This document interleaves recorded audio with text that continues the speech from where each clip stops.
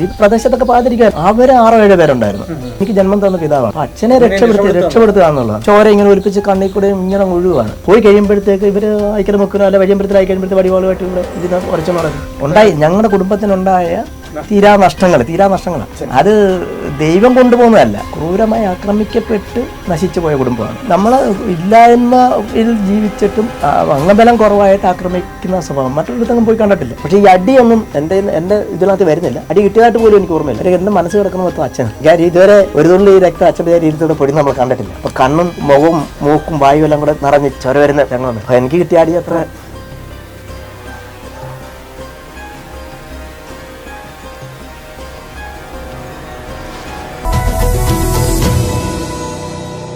നമസ്കാരം. ഞാനിപ്പോൾ നിൽക്കുന്നത് മാന്നാറിലാണ്. മാന്നാർ കലയുടെ കൊലപാതകവുമായിട്ട് ബന്ധപ്പെട്ട് കൊലപാതകമാണെന്നറിയില്ല, അത് ഏതായാലും അതുമായിട്ട് ബന്ധപ്പെട്ട് നമ്മുടെ ചാനൽ ചർച്ചകളിലൊക്കെ കേൾക്കുന്ന കൈതത്തറയിൽ രാഘവൻ എന്ന് പറയുന്ന ആളുടെ മകനാണ്. ഇവർക്ക് ഈ ഇവരുടെ ഗുണ്ടാ വിളയാട്ടത്തിന് ഇരയായവരാണ് ഇവരൊക്കെ. അപ്പോൾ അവരുടെ കാര്യങ്ങൾ അറിയാനായിട്ട് ആരാണ് ഇവരുടെ എന്താ പ്രശ്നമെന്നൊന്നും അറിയാം എന്ന ഉദ്ദേശം ഞങ്ങൾ വന്നതാണ്. ഏതായാലും ഞങ്ങളിപ്പോൾ അത് സംസാരിക്കുകയാണ്. കൈതത്തറയിൽ രാഘവൻ എന്ന് പറഞ്ഞ, അതായത് കഴിഞ്ഞ ചാനലിനകത്ത് പരാമർശിച്ച വീട് ഇത് തന്നെയാണ്. രാഘവൻ അല്ല, ഞങ്ങൾ 5 ആൺപിള്ളേരായിരുന്നു. ഇപ്പം നിലവിൽ 2 പേരേ ഉള്ളൂ. അച്ഛനായിരുന്നു രാഘവൻ എന്ന് പറയുന്നത്. അമ്മയൊക്കെ മരിച്ചുപോയി. അല്ല, ഞാൻ 4ാമത്തെ. നിങ്ങൾക്കാണോ അവരുടെ സുരേഷിന്റെ അനിയന്റെ മർദ്ദനം കിട്ടിയത്?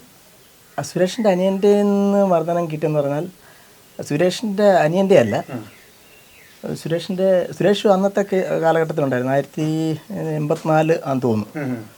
കാലഘട്ടത്തിൽ അച്ഛനെ ഇവിടെ വെച്ച് മർദ്ദിച്ച് തലയടിച്ച് പൊട്ടിച്ച് രാത്രിയിലായിരുന്നു. അച്ഛനെ മർദ്ദിച്ച്. അത് കഴിഞ്ഞപ്പോഴത്തേക്ക് ഞാൻ ഓടിച്ചെന്ന് കഴിഞ്ഞപ്പോഴത്തേക്ക് എനിക്കും ഇരട്ടടിയാണ് കിട്ടിയത്. അച്ഛൻ മാവേലിക്കര ഹോസ്പിറ്റലിൽ അഡ്മിറ്റായി. ഞാൻ 4 ദിവസത്തോളം വണ്ടാനം മെഡിക്കൽ കോളേജിൽ അബോധാവസ്ഥയിലായിരുന്നു. തലക്കടിയേറ്റ് 4 ദിവസം അബോധാവസ്ഥയില്ല. കാര്യം സ്കാനും ചെയ്ത് വെയിന് കംപ്ലൈൻ്റ് ആയിപ്പോയി. പ്രാന്തിൻ്റെ ഒരു മരിച്ചെന്നും പറഞ്ഞാണ് കൊണ്ടുപോയത്. മാവേലിക്കര കൊണ്ടുവന്നപ്പോഴത്തെ അവർ പറഞ്ഞ എത്രയും പെട്ടെന്ന് വണ്ടാനത്ത് കൊണ്ട് ഉൾക്കൊള്ളാൻ പറഞ്ഞു. അപ്പോൾ ഇവിടുന്ന് കൊണ്ടുപോകുന്ന കൂട്ടത്തിൽ ബോധം നശിച്ച്.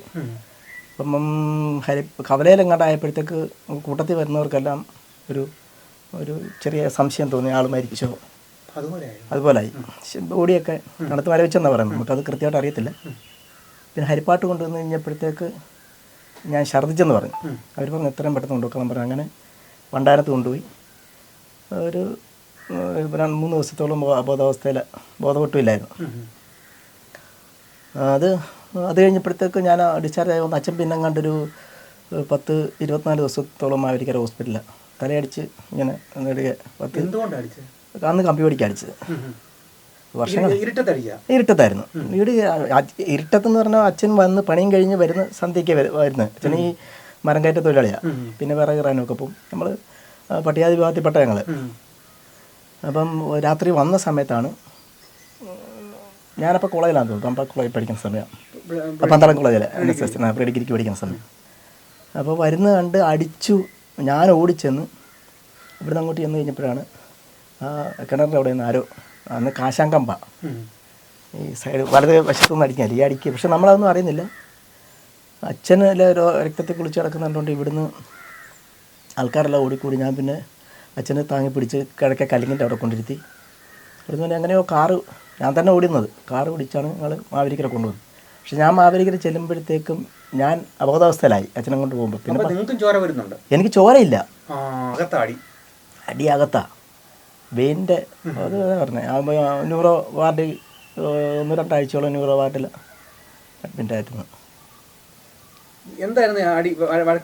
ഇത് ചേട്ടനുമായിട്ട് എന്തോ ഒരു നിസ്സാര പ്രശ്നം പറഞ്ഞായിരുന്നു. എൻ്റെ മൂത്ത ജ്യേഷ്ഠന്, ഇപ്പം നിലവിലുള്ള ജ്യേഷ്ഠൻ. ബാക്കി എല്ലാവരും മരിച്ചുപോയി. ഞങ്ങളാരോടും അങ്ങനെ പ്രശ്നത്തിനൊന്നും ഇതുവരെ ആൾക്കാരോട് ചോദിച്ചാൽ അറിയാം. ഒരു തരത്തിലും കാര്യം ഞങ്ങളുടെ കുടുംബം എന്ന് പറഞ്ഞാൽ കുറച്ചേ ഉള്ളൂ. ഞങ്ങളുടെ കുടുംബങ്ങൾ എസ് വിഭാഗത്തിൽപ്പെട്ട അന്നേരം ഞങ്ങളുടെ കുടുംബങ്ങൾ കുറവാണ്. 3 വീടേ ഉള്ളൂ ഇവിടെ. ഇപ്പോഴാണ് ഒരു വീട്ടിലെ ചേട്ടനപ്പുറത്ത് വെച്ച് അങ്ങനെ 4 വീട്. അപ്പൊ അന്ന് ഇവര് പ്രബലമായിട്ടുള്ള വ്യക്തികളാണ്. കാര്യം അംഗസംഖ്യ കുറവുള്ളിടത്ത് അക്രമ സ്വഭാവമായിട്ട് അത് നമ്മളൊന്നിനും പോകത്തില്ല. അന്ന് കിട്ടി അനുഭവിച്ചത് കോടതിയിൽ കേസായി ആ ഒരു കേസ് കിട്ടും. അപ്പൊ ഇവരൊക്കെ ഉണ്ട്. ഈ പറഞ്ഞ രവി സുരേഷ് ഒക്കെ ഇന്നാണ് ഇപ്പോഴത് ഇന്നാണ് അവരെല്ലാം മാന്യത, അദ്ദേഹം മാന്യനായിട്ട് ഇങ്ങനെ നടക്കുന്നത്. നമുക്ക് കാലങ്ങളായിട്ട് അപ്പം ഇവരുടെ അച്ഛന്മാരാണ് അന്നത്തെ കാലത്ത് ഉണ്ടായിരുന്നത്. പക്ഷെ ഇപ്പം നമുക്ക് ശത്രുതയൊന്നുമില്ല. കാര്യം നമ്മളൊന്നിനും അങ്ങോട്ട് പോകത്തില്ല. കാണുമ്പോൾ നമ്മൾ വിഷ് ചെയ്ത് പോകുന്നേ ഉള്ളൂ. കൂടുതൽ അടുപ്പവും ഇല്ല, എന്നാൽ അകലിച്ചയില്ല. കൂടുതൽ അടുത്താൽ ഇതാണ് സംഭവിക്കുന്നത്. ശിഷ്യൻ, അതായത് സുരയുടെ അനിയൻ, രണ്ടാം പ്രതി ഡനിയൻ, അദ്ദേഹം പിന്നെ ഞങ്ങളുടെ ഈ കുടുംബത്തിനോട് വളരെ ക്രൂരമായ രീതിയിൽ പെരുമാറിയിട്ടുണ്ട്. കാര്യം ഞാൻ അന്ന് ഈ പണി ചെയ്യുന്നത് കൊല്ലടയില്ല. ഞാൻ വിവാഹമൊന്നും കഴിച്ചിട്ടില്ല. ഇപ്പം നിലവിലുള്ള ജ്യേഷ്ഠൻ കല്യാണം കഴിച്ചിട്ടുണ്ട്. അപ്പം ഞങ്ങളുടെ പെര ഇതല്ല, ചെറിയൊരു പെരയാണ്. അപ്പം അമ്മയുണ്ട്, ചേട്ടത്തിയുണ്ട്. ഈ സമയത്ത് ഇദ്ദേഹം വന്ന് കള്ളുമൊക്കെ കുടിച്ചുകൊണ്ട് അവിടെ ഈ പ്രശ്നം കഴിഞ്ഞതിന് ശേഷം നിരന്തരം നമ്മളോട് ആക്രമിക്കുന്ന സ്വഭാവമാണ് ശിഷ്യൻ ചെയ്യാറുള്ളത്. ഇപ്പം ആള് സൈലന്റ് ആണ്. അപ്പം ഞങ്ങളുടെ വീട് കയറി അന്ന് കോടാലി കൊണ്ടുവന്നിട്ട് ആക്രമിച്ച് വീട്ടിലുള്ള സാധനങ്ങളെല്ലാം തല്ലി തകർത്താണ് അന്ന്. അപ്പം പണി കഴിഞ്ഞ് വന്ന് പിന്നെ ഞങ്ങൾ കേസ് കൊടുത്ത്, അപ്പം കേസ് കൊടുത്തു കഴിയുമ്പോൾ പോലീസ് വരുമ്പോഴാണ് ഇയാൾ സ്ഥലത്ത് കാണത്തില്ല. പോലീസ് പോയി കഴിയുമ്പോഴത്തെ വടിവാളുമായിട്ട് ഇങ്ങനെ ഈ വഴിയെ കൂടി ഇങ്ങനെ നടക്കും. അപ്പം അന്ന് ഈ പറയുന്ന ഇതെന്താ മൊബൈലൊന്നുമില്ല, ലാൻഡ് ഫോണാണ്. നമ്മൾ ഫോണിൽ വിളിച്ച് പറയുമ്പോഴത്തേക്ക് പോലീസ് വരുമ്പോൾ വീണ്ടും ഇങ്ങനെയാണ്. സി ആയിട്ടിരിക്കുന്ന റഷീദ് സാറാണ്. അന്നിരിക്കുന്ന SIക്ക് പരാതി കൊടുത്തിട്ടൊന്നും കാര്യമായിട്ട് എടുത്തില്ല. കാര്യം അത്ര പിടിപാടുണ്ട്. കാര്യം നമുക്ക് അംഗബലമില്ല. പിന്നെ CIക്ക് കൊടുത്ത് അന്ന് റഷീദ് സാറാണ് കാര്യമായിട്ട് ആ പ്രതിയെ വിളിച്ച് ആ കേസും ചാർജ് ചെയ്ത് കോടതിയിൽ അങ്ങനെ ഇതായി. ഈ പറഞ്ഞ അച്ഛനെയും എന്നെ അടിച്ച കേസൊക്കെ എന്ന് പറഞ്ഞാൽ ഒരു 4 വർഷത്തോളം പറഞ്ഞു തോന്നുന്നു. അന്ന് അവർക്ക് സാമ്പത്തികമുണ്ട്, നമുക്ക് സാമ്പത്തികമില്ല. ഞങ്ങൾ അച്ഛനും ഞാനും ഞങ്ങൾ സഹോദരങ്ങളാണ്. ഞങ്ങളെ പ്രതികളായിട്ട് കൊടുത്ത് അങ്ങനെ ഒരു 4 വർഷത്തോളം കേസുകൾ ഇങ്ങനെ പറഞ്ഞു. പിന്നെ അത് കോംപ്രമൈസായി. നിവൃത്തിയില്ല എന്ന് പറഞ്ഞാൽ അടികൊണ്ടെന്ന് പറഞ്ഞാൽ പിന്നെ അച്ഛനാണെങ്കിൽ ശരീരം തളർന്ന് ഒരു വശം തളർന്നുപോയി. ഇതായിട്ട് മരിക്കുമായിരുന്നു. അച്ഛൻ നാട്ടുകാരോട് ചോദിച്ചാൽ അറിയാം. അത് പരാമർശിച്ചതിന്റെ പേരില്ല. ഇവിടെ അടുത്ത് പയ്യന്റെ കാര്യം പറഞ്ഞായിരുന്നു. അത് ഇതുപോലെ ഉപദ്രവിച്ചാണ്. കൊച്ചനെ ഒരു വണ്ടി തലയ്ക്കം കണ്ട് ഇടി കിട്ടിയതാണ്. മാനസികമായിട്ട് ഇതായി. കുഞ്ഞ് കോട്ടയം മെഡിക്കൽ കോളേജിലായിരുന്നു. ഇപ്പോഴും ഒരു കാണുമ്പോൾ ഒക്കെ സ്നേഹമാണെങ്കിൽ ഒരു തലയ്ക്കത്ര ഇതായിട്ടുള്ള രീതിയിലല്ല നടത്തുന്നത്. രാജീവ് എന്ന കുഞ്ഞിനെ അന്ന് കോട്ടയം മെഡിക്കൽ കോളേജിൽ അഡ്മിറ്റ് ആയിരുന്നു. ഞങ്ങൾ പോയി കാണുകയൊക്കെ ചെയ്ത് നല്ല സ്നേഹമായിരുന്നു. അവർ 3-4 പിള്ളേരാണ്. അപ്പോൾ ആക്രമ സ്വഭാവം ഇത് പൊതുവെ ഉള്ളതായിരുന്നു. ഇപ്പം വിഷയനെ സംബന്ധിച്ച് പറഞ്ഞാൽ ഒരു കുടുംബമായി പ്രശ്നങ്ങളൊന്നും ഇല്ല എന്നാണ്. കാണുമ്പോഴൊക്കെ സ്നേഹമുണ്ട്. ഇല്ല, പ്രീ ഡിഗ്രി കഴിഞ്ഞ് സ്വർണ്ണക്കടയിൽ കയറുമായിരുന്നു. കാര്യം കുടുംബം അത്ര ഇല്ല, പാസ്സായില്ല. പാസ്സാകാനുള്ള സാഹചര്യമില്ലായിരുന്നു. പഠിക്കാൻ താല്പര്യം ഉണ്ടായിരുന്നു. പക്ഷെ അന്ന് അച്ഛൻ മരം കയറി വന്നാലും അമ്മ പുഞ്ചപ്പാറ, കൂടുതൽ സമയം പുഞ്ചപ്പാറത്താണ്. പുഞ്ചയാണ് ഞങ്ങളുടെ കൊയ്ത്തുത്സവവും കാര്യങ്ങളൊക്കെ ആയിട്ട് ഞങ്ങൾ പുഞ്ചയാണ് ഞങ്ങളുടെ ഉപജീവന മാർഗ്ഗം എന്ന് പറഞ്ഞത്. പിന്നെ അച്ഛൻ ഇങ്ങനെ കരക്കുള്ള പണികളും ചെയ്ത് അങ്ങനെ ജീവിക്കായിരുന്നു. അപ്പം അങ്ങനെ കണ്ടില്ല. ഇപ്പോഴും തന്നെ വീടും പൂർത്തീകരിച്ചിട്ടില്ല. സാമ്പത്തികമായിട്ട് അങ്ങനെ വളരെ ഇതാണ്. ഈ സാഹചര്യത്തിലൊക്കെയാണ് ഇങ്ങനെയൊക്കെ സംഭവിക്കുന്നത്. എൻ്റെ 2 മക്കൾ, ഒരു മോള് BSc നഴ്സിംഗിനെയും ഒരു 8 മാസം കൊണ്ടുണ്ട്. മോൻ +1 +2 ആണ്. എനിക്ക് പിന്നെ ഒരു വർഷത്തോളം ഞാൻ ഡോക്ടർ വിനോദ് കോശിയായിരുന്നു അന്നത്തെ. പുള്ളിയുടെ ട്രീറ്റ്മെന്റ് ആയിരുന്നു 1 വർഷത്തോളം. പിന്നെ ഇടയ്ക്കിടയ്ക്ക് ഇങ്ങനെ തലവേദനയൊക്കെ വരും. പിന്നെ അത്യാവശ്യം ഇങ്ങനെ അദ്ദേഹം ഒരു ഗുളിയെ കുറിച്ച് തന്നിട്ട് അത് മെഡിക്കൽ അപ്പോൾ പറഞ്ഞ് ഇങ്ങനെ വരുവാന്ന് ഇപ്പോൾ മേടിച്ച് കഴിച്ചാൽ അങ്ങനെ മെഡിക്കൽ സ്റ്റോറിൽ നിന്ന് മേടിച്ച് കഴിക്കായിരുന്നു. ഇപ്പം പരിചിതം. അടി കൊണ്ടതുകൊണ്ട് പഠിക്കാൻ മുന്നോട്ട് പോകാൻ ബുദ്ധിക്ക് അല്ല, അപ്പോഴത്തേക്ക് മാനസികമായിട്ട് നമ്മൾ തകർന്നു. ഇവിടെ ഞങ്ങൾ ഇന്നലെ പറഞ്ഞു നല്ലോട്ട് പിന്നെ സുരേഷ് നന്നായിട്ട് പഠിക്കുന്ന ആളായിരുന്നു. അതിന് അടിച്ചതിന് ശേഷം അവന് പഠിക്കാൻ വയ്യാതായി പോയി, ഓർമ്മശക്തി ഒന്നും ഇല്ലാതെ പോയെന്നൊക്കെ പറഞ്ഞു. അല്ല, ഒരു എന്ന് പറഞ്ഞ ഓർമ്മശക്തി എന്ന് പറഞ്ഞാൽ നമ്മളിങ്ങനെ ഇരിക്കുന്ന കൂട്ടത്തിൽ ഇങ്ങനെ തലയ്ക്ക് വിങ്ങൽ വരും. ഈ ഭാഗം എന്ന് പറഞ്ഞാൽ മരവിച്ച് ഇങ്ങനെ അങ്ങോട്ട് ചെന്ന ഇവിടെ വെച്ചാ അങ്ങോട്ട് ചെല്ലുക, ഇങ്ങനെ അടിയും വരുമായിരുന്നു. ഇരുട്ടല്ലേ, ലൈറ്റ് ഒന്നുമില്ല ഇവിടെ. ഫ്രണ്ടിലോട്ട് ലൈറ്റ് ഒന്നും ഇട്ടില്ല. ഇറങ്ങി ആ ഒരു ലൈറ്റ് വെട്ടത്തിൽ ഇങ്ങനെ അച്ഛൻ ഇങ്ങനെ ചോര ഒലിപ്പിച്ച് വരുന്ന കണ്ടപ്പോൾ ഓടി അങ്ങോട്ട് ചെന്ന. അപ്പോഴത്തേക്ക് അറിയുന്നില്ലല്ലോ, ഇവിടെയൊക്കെ പാത്തിരിക്കുവാന്ന് അറിയുന്നില്ലല്ലോ. ഈ പ്രദേശത്തൊക്കെ പാത്തിരിക്കുമായിരുന്നു, മരകായുധങ്ങളുമായിട്ട് പാത്തിരിക്കുമായിരുന്നു. എത്ര പേരുണ്ടായിരുന്നു? അവർ 6-7 പേരുണ്ടായിരുന്നു. പക്ഷെ നമുക്ക് പിന്നെ അത് തിരിച്ചാക്രമിക്കാനോ അല്ലെങ്കിൽ ഈ ഇരിക്കുന്ന ആൾക്കാരെ കണ്ടുപിടിക്കാനോ അല്ല. ഇതിൽ വരുന്നത് എനിക്ക് ജന്മം തന്ന പിതാവാണ്. അപ്പം അച്ഛനെ രക്ഷപ്പെടുത്തുക എന്നുള്ളതാണ്. അപ്പോഴത്തേക്ക് ചോര ഇങ്ങനെ ഒലിപ്പിച്ച് കണ്ണിൽ കൂടെ ഇങ്ങനെ ഒഴുകുകയാണ്. അപ്പോഴത്തേക്ക് അമ്മയും എല്ലാം കൂടെ അലച്ച് ഊഹിക്കൊണ്ട് വന്ന് അങ്ങനെ ഇതുവഴി ഓടി. അപ്പോഴത്തേക്ക് ഞങ്ങളുടെ മാമനും ഒക്കെ വന്നു. മാമനും എല്ലാം കൂടെ പിടിച്ചാണ് കാറ് പിടിച്ച് കൊണ്ടുപോകുന്നത്. സുരേഷും ഉണ്ടായിരുന്നോ ഈ കൂട്ടത്തിൽ? പക്ഷേ ജിനുവിൻ്റെ അച്ഛനെ, ഇവിടുത്തെ പുരുഷൻ ചേട്ടനെ, അവരൊക്കെ ആയിരുന്നു. 84-85 തോന്നുന്നു. 4 വർഷത്തോളം ഞങ്ങൾ അങ്ങനെ കേസ് പറഞ്ഞത്.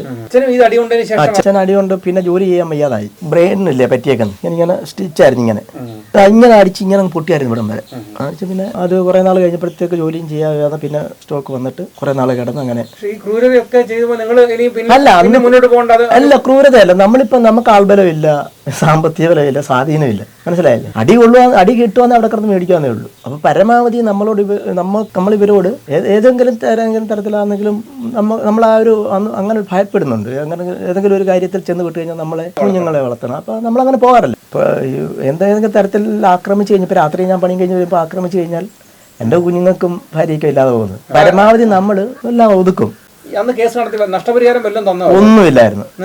ഞങ്ങൾ ഈ ഹോസ്പിറ്റലിൽ കിടന്നതും ഹോസ്പിറ്റലിൽ ചെലവായതും ഈ കേസ് പറഞ്ഞതും ഒന്നും ഒരു നഷ്ടപരിഹാരം എന്താണെന്ന് അറിയത്തില്ല. അവർക്ക് ദേഹത്തൊന്നും പരിക്കേറ്റില്ല, ഒന്നുമില്ല. അവരെ അടിയില്ലല്ലോ, കിട്ടിയിട്ടില്ലല്ലോ, ആർക്കും അടി കിട്ടിയിട്ടില്ലല്ലോ, ഉപദ്രവിച്ചിട്ടില്ലല്ലോ. കേസുമായിട്ട് മുന്നോട്ട് പോയിരുന്നെങ്കിൽ തീർച്ചയായിട്ടും അവർക്ക് ശിക്ഷ കിട്ടിയത്. തീർച്ചയായിട്ടും മുന്നോട്ട് പോകുന്ന പറഞ്ഞാൽ അന്ന് സാമ്പത്തികമായിട്ട് പറഞ്ഞില്ലേ, ഒരു കുടുംബം പുലർത്തണമെന്നുണ്ടെങ്കിൽ അച്ഛനും അമ്മയെ പോയെങ്കിലേ പറ്റത്തുള്ളൂ. അപ്പൊ കേസിന് പോകുന്നു. ഇത് ആദ്യ കാലഘട്ടത്തിൽ ഇങ്ങനെ 2 മാസം വിളിച്ച്, പിന്നെ 4 മാസം വിളിച്ച്, അങ്ങനെ വിളിച്ച് പിന്നെ അവസാന ഘട്ടമായി കഴിഞ്ഞപ്പോഴാണ് അടുപ്പിച്ച് വിളിക്കുന്നത്. അപ്പം വീട്ടിലെ ആഹാരത്തിന്റെ പ്രശ്നങ്ങളൊക്കെ ആയി. പണിക്ക് പോയില്ലെങ്കിൽ അന്ന് ഞാൻ പണിക്ക് പോകുന്നത് ഞാൻ പറഞ്ഞില്ലേ, എനിക്ക് അന്ന് സ്വർണ്ണക്കടയിൽ പോയി കഴിഞ്ഞാൽ ഒരു മാസം എനിക്ക് 450 രൂപയായി. ഒരു മാസം എനിക്ക് ആ മാസം കിട്ടത്തുള്ളൂ. ആ സമയത്തൊക്കെ കേസാണ്, പണി ചെയ്യാൻ പറ്റത്തില്ല. ഇത് നമുക്കറിയത്തില്ല. അന്നത്തെ ആ ഒരു അച്ഛനും ചേട്ടനും ഒക്കെ വിചാരിച്ചു കാണുമായിരിക്കും കേസ് തീർക്കാം. അവരുടെ വക്കീൽമാർ പറഞ്ഞു കാണുമായിരിക്കും ഞങ്ങൾ മുന്നോട്ട് പോയി കഴിഞ്ഞാൽ രക്ഷയില്ല, നിങ്ങളും അകത്താവും അവരകത്താവും എന്നൊക്കെ ചിലപ്പോൾ അന്ന് പറഞ്ഞപ്പം അത് ഉൾക്കൊണ്ടുകൊണ്ട് ചിലപ്പോൾ കേസ് തീർപ്പാക്കിയാൽ. അച്ഛന് അറിവില്ല, അച്ഛന് വിദ്യാഭ്യാസമൊന്നും ഉള്ള ആളല്ല. ഭയമല്ല, ഇനിയിപ്പോൾ ഭയക്കേണ്ട കാര്യമില്ല. ഞങ്ങളുടെ കുടുംബത്തിനുണ്ടായ തീരാ നഷ്ടങ്ങളാണ്. അത് ദൈവം കൊണ്ടുപോകുന്നതല്ല, ക്രൂരമായി ആക്രമിക്കപ്പെട്ട് നശിച്ചു പോയ കുടുംബമാണ്. നമ്മൾ ഇല്ലായ്മയിൽ ജീവിച്ചിട്ടും അംഗബലം കുറവായിട്ട് ആക്രമിക്കുന്ന സ്വഭാവം മറ്റൊരിടത്തെങ്കിലും പോയി കണ്ടിട്ടില്ല.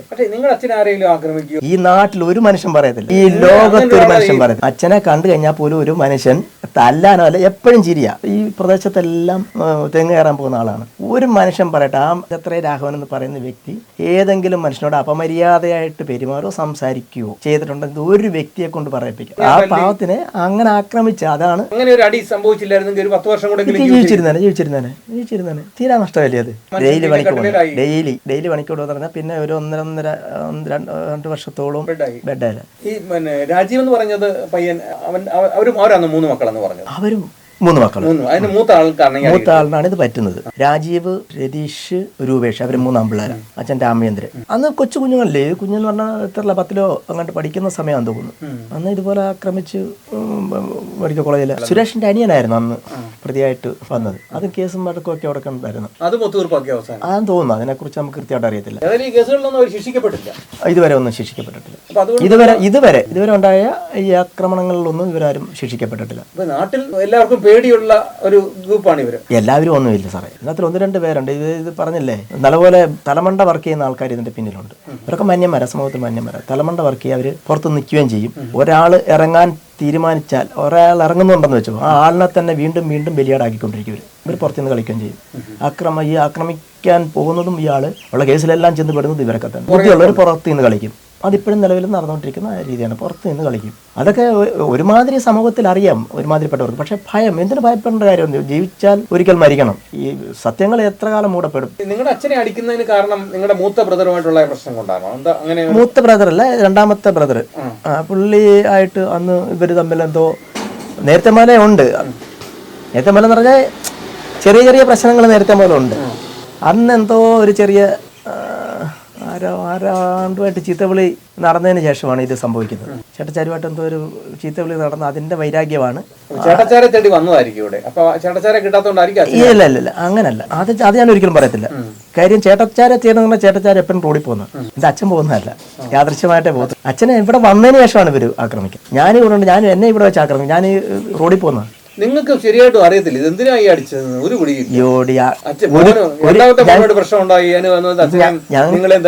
ഞങ്ങൾക്ക് 2 പേർക്കും അറിയത്തില്ല. ഞങ്ങൾ അടി കിട്ടി. ഈ ചേട്ടനായിട്ട് ചേട്ടൻ അടി കിട്ടിയിട്ടില്ല.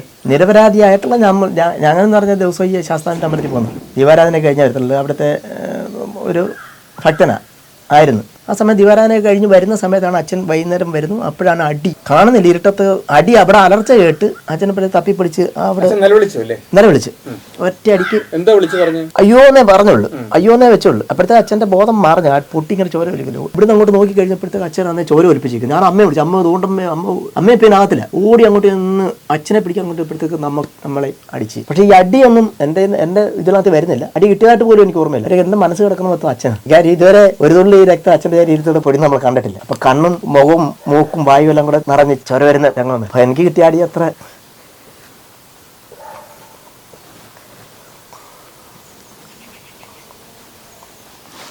അന്ന് പോലെ ഇല്ല, നമുക്ക് വൈരാഗ്യമില്ല. ഇന്ന് കാണുമ്പോഴും അതിനുശേഷവും ആക്രമണം ഉണ്ടായി. ഒരിക്കലെങ്കിലും നിങ്ങളെ വന്നിട്ട് ഒരിക്കലും പറഞ്ഞിട്ടില്ല, ഒരിക്കലും പറഞ്ഞിട്ടില്ല. കേസ് ഒത്തുതീർപ്പാക്കുന്ന സമയത്തെങ്കിലും അല്ല, ഞങ്ങളുടെ ഇന്നൊരു അബദ്ധം പറ്റി, അച്ഛൻ മരിച്ചാലും ശരി തന്നെ ഞങ്ങളുടെ ഇന്നൊരു അബദ്ധം പറ്റി, നമുക്കൊന്നും സഹോദരങ്ങളുടെ കൂട്ട് കഴിയാം ഒന്നും പറഞ്ഞിട്ടില്ല. ആ വൈരാഗ്യ ബുദ്ധി ഇപ്പോഴും ഉണ്ട്. ഞാൻ പറഞ്ഞില്ല, അത് കഴിഞ്ഞിട്ട് വടിവാളുമൊക്കെ ആയിട്ട് ഇവിടെ വന്ന് വീട് ആക്രമിച്ചു, നിരന്തരം പിന്നെ കൊടാലി കൊണ്ടുവന്ന് പെരയ്ക്കാവെല്ലാം വെട്ടി തുറന്നാണ് പാത്രങ്ങളും എല്ലാം തല്ലി തകർത്ത് അമ്മയും ചേട്ടത്തിയും കൂടെ പേടിച്ചോടി വീടിനകത്ത് കയറി. അതല്ലേ പറഞ്ഞേ, ഈ പറഞ്ഞ വിശ്വൻ എന്ന് പറഞ്ഞ സുരയുടെ അനിയന്റെ കാര്യമാണ് പറഞ്ഞത്. വീടിനകത്ത് കയറി ആക്രമിച്ച കാര്യമാണ് പറഞ്ഞത്. അപ്പോൾ ഞങ്ങളാരും ഇല്ല ഇവിടെ. പിന്നെ വൈകുന്നേരം വന്നപ്പോഴാണ് ഞാനും എൻ്റെ അമ്മയും കൂടെ ചെന്ന് സ്റ്റേഷനിൽ കേസ് കൊടുക്കുന്നതും പോലീസുകാർ തിരക്കി ഇവിടെ വരുന്നതും വിശ്വനെ കിട്ടുന്നില്ല. എപ്പോൾ ചോദിച്ചാലും പറഞ്ഞാൽ വിശ്വനെ കിട്ടുന്നില്ല.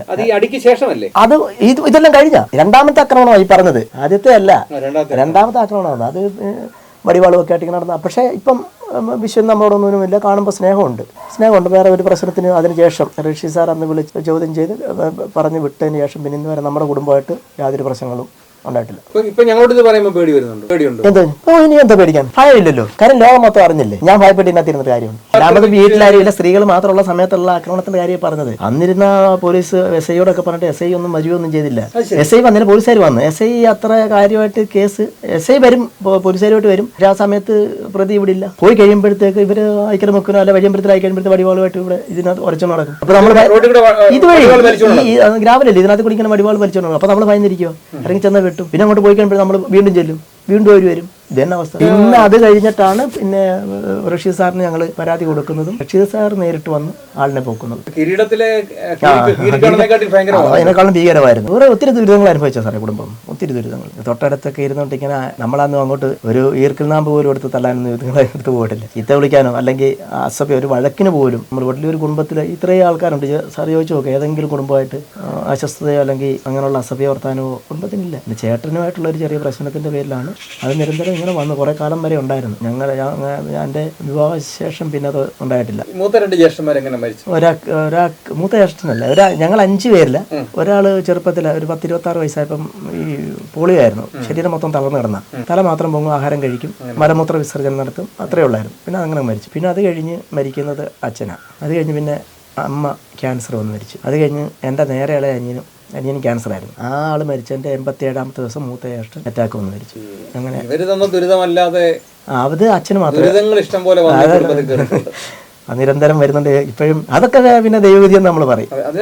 ദൈവവിധിയാണ്. മനുഷ്യൻ തന്നെ ഉണ്ടാക്കി വെക്കും. നമ്മുടെ കൂടെ നടക്കുന്ന ആൾക്കാര് അവരെ പോലെ ഞാൻ പറയണ്ടത് സ്നേഹിച്ച് നടക്കുമ്പോഴാണ് ഒരു തെറ്റുണ്ട്. സാറിൻ്റെ കൂടെ നടക്കുക, സ്നേഹിച്ച് നടക്കുവാണ്, നമ്മൾ 3 പേര് നടക്കുകയാണ്. തെറ്റുണ്ടോ ചൂട്ടി കാണിക്കുക, പക്ഷേ അത് തെറ്റാകട്ടോ, ഞാൻ അത് ഉൾക്കൊള്ളത്തില്ല. അത് കാണിക്കാതെ നമ്മളെ ആക്രമിക്കുക എന്ന് പറയുമ്പോൾ ഇത് അതിനുള്ള സാവകാശം പോലും ഇല്ലാതെ ഇവിടെ അടിക്കാനെന്ന് പറഞ്ഞാൽ ആരാ? ഇവിടെ അടിക്കാൻ ആരും ഇല്ല. ഞാനും എൻ്റെ ചേട്ടനും അല്ല അച്ഛനും ഉള്ളു. ഇവർ പടയോടെ കൂടി അടിക്കാൻ വരുമ്പോൾ ഒന്ന് ആലോചിച്ച് നോക്കി, ഞങ്ങൾക്ക് എന്തെങ്കിലും പ്രതികരിക്കാൻ പറ്റുമോ? പെരക്കകത്ത് കയറി പൂട്ടിയിരിക്കാനേ ഉള്ളൂ, ഇറങ്ങി ചെന്നാൽ അടിയാ. ആദ്യത്തെ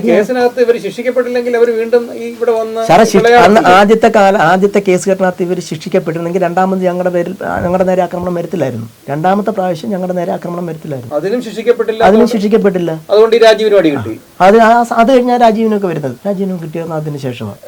SNDP-യുടെ യോഗത്തിൽ വെച്ച് ആരുടെ തല ഈ സോമന്റെ തന്നെ തലയിൽ മൈക്കെടുത്ത് അടിച്ചില്ലേ അവര്? അതൊക്കെ ഇങ്ങനെ പറയുന്നത് കേട്ട്, സ്റ്റിച്ച് ഇങ്ങനെ നമ്മുടെ വിജയൻ ചേട്ടൻ്റെ തോന്നുന്നു തല വെച്ചിട്ടൊക്കെ ആയിട്ട് ഇതുവഴി പോകുന്നുണ്ടായിരുന്നു. അവരുടെ സമുദായപരമായ കാര്യങ്ങളിലൊക്കെ നമ്മൾ ഇടപെടേണ്ട കാര്യമില്ല. പിന്നെ ഇതാണ് പൊതുവേ അങ്ങനെ ഉണ്ട്. ഗ്രൂപ്പ് തിരിഞ്ഞപ്പോഴാണ്, 2 ഗ്രൂപ്പായിട്ട് തിരിഞ്ഞപ്പോഴാണ് ഇത് കൂടുതൽ ഇതെല്ലാം പുറത്തു വരാൻ കാര്യം. മനസ്സിലായി? അതുവരെ അതിനകത്തൊരു ചാനൽ ചർച്ചയിലല്ലേ പറഞ്ഞു കൈത്തറി രാഘവന്റെ പേര് പരാമർശിക്കുന്ന അപ്പോഴാ ആണല്ലോ. അതിന് മുമ്പ് ആരും പരാമർശം കേട്ടില്ല. ഇത് നമ്മൾ അനുഭവിച്ചു, നമ്മൾ സഹിച്ചു. അന്ന് ഇവരാരും പറഞ്ഞില്ല സാറേ നിങ്ങൾ കാണിക്കാൻ തെറ്റാന്ന് അവരോട് പറഞ്ഞു കൊടുത്തിട്ടില്ല, ഈ വ്യക്തികളോട് പറഞ്ഞു കൊടുത്തിട്ടില്ല. നിങ്ങൾ കാണിക്കാൻ തെറ്റാ, നിർദ്ദയന കുടുംബമാണ്, ഒന്നുമില്ലായ്മയാണ്, അവരിങ്ങനെ ദ്രോഹിക്കുന്നത് തെറ്റാന്ന് ഇവരാരും പറഞ്ഞു കൊടുത്തിട്ടില്ല. ഒരു ദിവസം കോടതി വരാൻ അവരുടെ സപ്പോർട്ട്, ആ ഒരു പിൻബലത്തിലാണല്ലോ ഇവരെല്ലാം ഇങ്ങനെ ഞെളിഞ്ഞ് നിന്നത് തന്നെ. ഞങ്ങൾക്ക് ഈശ്വരനല്ലാതെ അന്നും ഇന്നും തുണ വേറെ ആരും. ഒരു ആരുടെയും പറയുന്ന പോലും ഒരു വക്കീലിനെ കാണുമെന്ന് പറഞ്ഞ് എൻ്റെ കൂടെ പഠിച്ചാണ് KV സന്തോഷ് കുമാർ എന്ന് പറഞ്ഞത്, 10ാം ക്ലാസ് ഒന്നിച്ച് പഠിച്ച പുള്ളിക്കാരൻ വക്കീലായി ആ സമയത്ത്, വിജയകുമാറിൻ്റെ ജൂനിയറായിട്ട്. അപ്പോൾ എന്നോട് പറഞ്ഞു, അപ്പോൾ PK ദാമോദരൻ സന്തോഷിനെ വിളിച്ചു. ഞാൻ പറഞ്ഞു, സന്തോഷേ എടാ എനിക്ക് കേസ് വന്നു, ഞാൻ എന്താ ചെയ്യാൻ, ചീറ്റ് അങ്ങോട്ടും ഇല്ല, നമ്മുടെ പഠനവും പോയി. പ്രീ